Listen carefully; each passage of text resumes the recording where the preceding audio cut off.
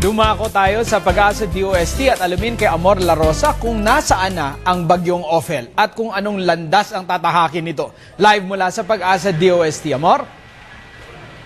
Salamat, Attorney Mark. Magandang gabi, Pilipinas. Live mula dito sa Pag-asa Weather and Flood Forecasting Center.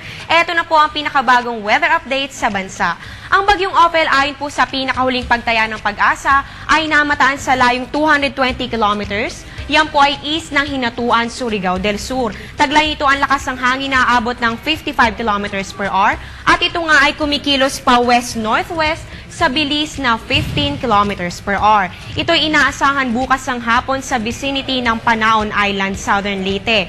At pagdating po ng Thursday afternoon, sa vicinity naman ng Rojas City. At pagdating ng Biyernes ng hapon sa layong 210 kilometers west ng Manila. Nakataas po ang signal number 1 dyan sa Leyte, Southern Leyte, Eastern at Western Samar, Dinagat at Surigao Provinces, Agusan Provinces, Camiguin Island at ngayon po meron na pong nadagdag dito kasama na po ngayon ang Misamis Oriental, Bohol at ang Camotes Island. Nakataas pa rin ang gale warning sa eastern seaboards ng Southern Luzon, Visayas at ng Mindanao. Kaya't paalala po sa mga kababayan nating mangingisda at sa mga maliliit na sakyang pandagat, huwag po muna kayong pumalaot sa oras na ito. Ayon nga po kay Mr. Jory Lois, weather forecaster ng Pag-asa, ito ay maaaring maglandfall sa Siargao o Dinagat Island bukas po yan ng umaga. At dahil ito po ay maaaring tumama sa kalupaan, maliit na raw po ang posibilidad na ito ay lumakas pa. Maliban na lamang kung ito ay maging stationary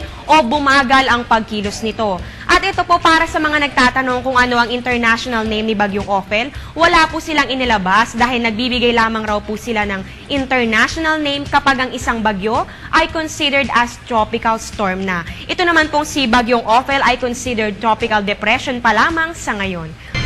At yan muna ang latest mula dito sa Pag-asa, manatiling nakatutok sa Panahon TV Express, kung saan walang pinipiling panahon ang pagbibigay impormasyon. Ako po si Amor La Rosa, magandang gabi. Balik sa iyo, Attorney Mark.